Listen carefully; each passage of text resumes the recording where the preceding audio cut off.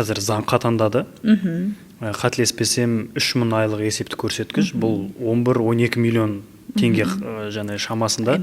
Бұл қандай жағдайда и кімге салынады бұндай? Бұл заңды біз мемлекет басшысының қолдауымен 2023 жылда қылмыстық кодексқа өзгеріс енгізіп, 2024 жылдан бастап бұны біз қолданып бастадық. Әрине, енді бұл қоғам арасында көп қызу талқыланды. 3000 МРП көп деген 11 миллионнан астам қаражат деп. Бірақ енді әр нәрсенің айыппұлдың өзінің көлемі бар. Түлпанды жұлып алғанға да 3000 МРП айыппұл салады, оң қасында.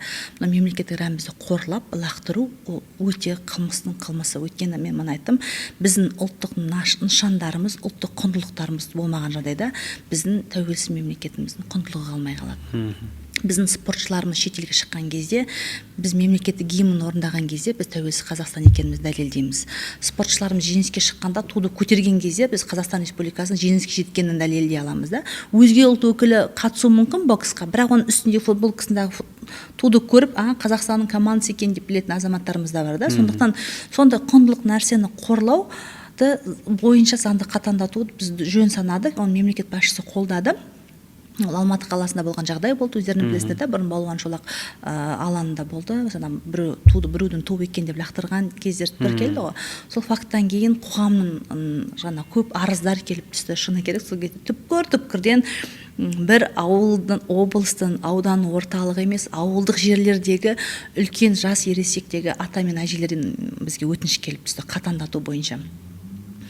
Солардың қолдауы болды, мемлекет басшысының қолдауы болды. Қылмыстық кодекстің 372 бабына біз заңды қатаңдату бойынша өзгеріс енгіздік. 3000 МРП айлық көрсеткіш, не болмаса 900 сағаттық қоғамдық жұмысқа тартылады, не болмаса 2 жыл бас бостандығынан айырылады.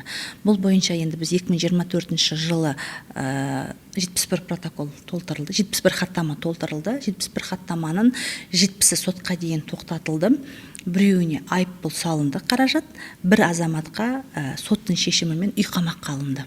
Жас жігіт, енді әрине бұл жастықпен барып қалу мүмкін да, қызығушылықпен, біздің характерді көрейік, қоғам не дейді екен деген сияқты, подписка жинайын деген бағытта бару мүмкін.